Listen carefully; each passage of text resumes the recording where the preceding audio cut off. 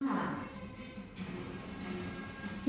kok nyawa pipi Sejarah nih. kapal selam di Indonesia lahir di tengah heroisme perang kemerdekaan dengan dibuatnya Ini kapal kalau di selam sana ada pertama yang nasi. diilhami Sana tuh. keinginan menerobos blokade laut Belanda tepatnya pada tahun 1947.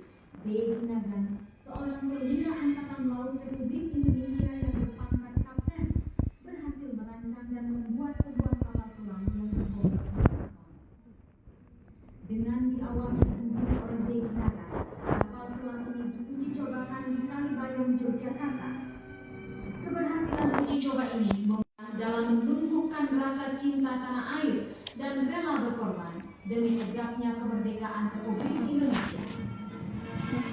Seiring dengan kemajuan teknologi, kemampuan kapal selam terus dikembangkan oleh beberapa negara-negara besar, antara lain Amerika Serikat, Uni Soviet, dan Jerman. Menurut kemampuan daya jelajah kriteria, yaitu Ocean Going, Coastal Going, dan Midget Submarine. Dari Uni Soviet, salah satu produksinya yang handal dari jenis Ocean Going, yaitu kapal selam Myrsky Class. Dengan semakin kompleks tuntutan tugasnya, TNI Angkatan Laut pada tahun 1959 menambah sistem kesenjataannya. Pada tanggal 12 September 1959, pemerintah Indonesia menerima 2 buah kapal selam Myrsky Class dari pemerintah Uni Soviet, masing-masing diberi nama RI Cakra dan RI Nanggala. Hingga saat ini, tanggal 12 September diperingati sebagai hari lahirnya Korps Hiu Kencana, yaitu Korps Pengawal Kapal Selam. Kemudian pada bulan Januari sampai Desember 1962, Nonton video yaitu nabo. RI Nagabanda, RI Candasa, RI Bisa Trisula, mini kita berarti. RI Nagarangsa, RI Wijayadanu, RI Hendrajala, RI Brahmasta, RI Pasopati, RI Cundamani, dan RI Alugoro.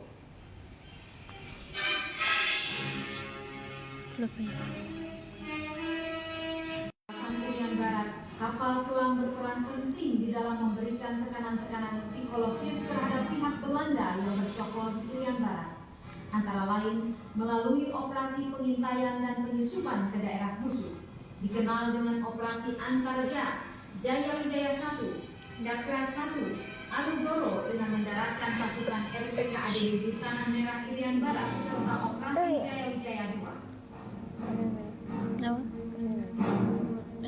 Kapal selam Myrsky Class digantikan tugasnya oleh kapal selam dari Jerman jenis SS-209. Kapal selam yang masuk jajaran TNI Angkatan Laut pada dekade awal tahun 80-an ini berjumlah 2 buah, yaitu KRI Cakra dengan nomor lambung 401 dan KRI Nanggala 402.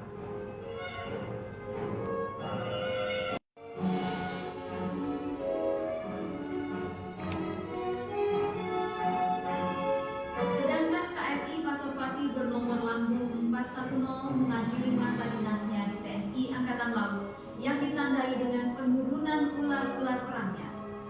Dengan demikian, selesailah sudah era kapal selam Myrsky Class yang telah turut berjasa bagi kejayaan bangsa Indonesia, dan untuk menghormatinya, dibangunlah monumen kapal selam.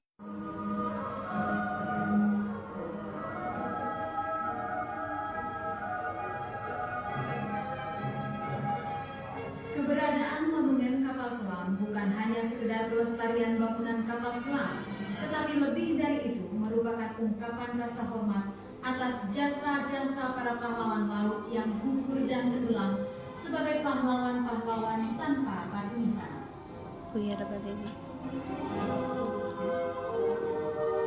Fisik dari monumen yang menampilkan kapal ex-KRI Pasopati ini dan profesionalisme prajurit-prajurit Korps Hiu Kencana sekaligus akan memberi inspirasi dan motivasi bagi generasi muda bangsa untuk mengerti dan tertarik pada kehidupan aspek kelautan sebagaimana kodratnya sebagai bangsa bahari.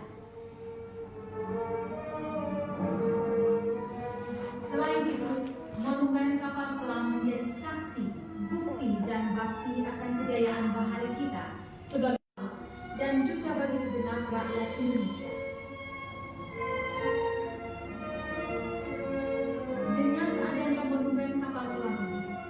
semakin lengkaplah kota Surabaya sebagai kota pahlawan, kota bahari, di mana TNI Angkatan Laut dibesarkan di situ, di jantung kota Surabaya, di tepi Kalimas yang asri. KRI Pasopati tegak dengan megahnya, memantapkan moto prajurit kapal selam, tabah sampai akhir.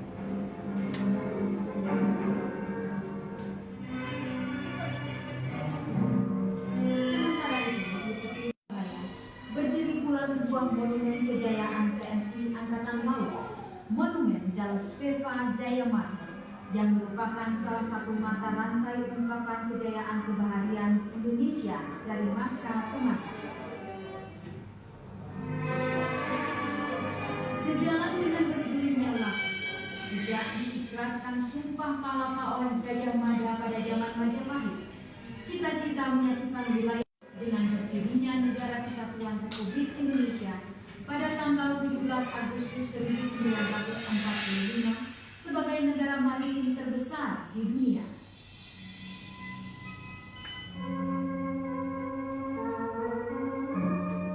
Sebagai negara maritim terbesar, wilayah Republik Indonesia meliputi 17.508 pulau, luas laut, panjang pantai 81.000 km. Maka sewajarnya lah jika Indonesia memiliki angkatan laut yang dapat diandalkan dan dibanggakan.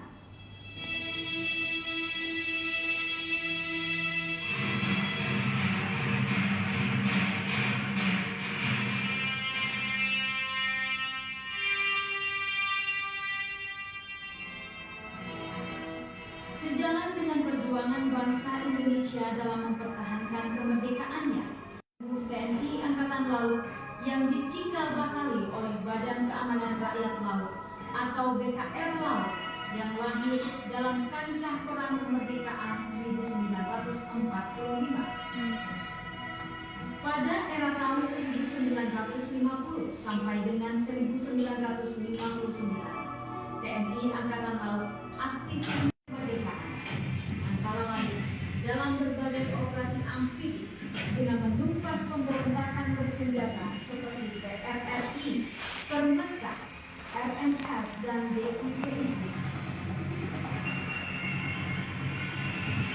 Memasuki tahun 1960 sampai dengan tahun 1968, TNI Angkatan Laut makin berkembang dengan dimilikinya sejumlah kapal perang, peluncur roket, dan kapal selam. Bersama-sama dengan kekuatan ABRI lainnya, TNI Angkatan Laut melaksanakan berbagai operasi militer, termasuk operasi pembebasan Irian Barat dan penumpasan G-30S PKI. Sejak tahun 1979 hingga sekarang, TNI Angkatan Laut mengalami kemajuan pesat yang diorientasikan pada terwujudnya postur TNI Angkatan Laut yang profesional, efektif, efisien, dan modern dengan sasaran kemampuan bidang intelijen, pertahanan, keamanan, sosial politik ABRI, teritorial, dan kemampuan dukungan.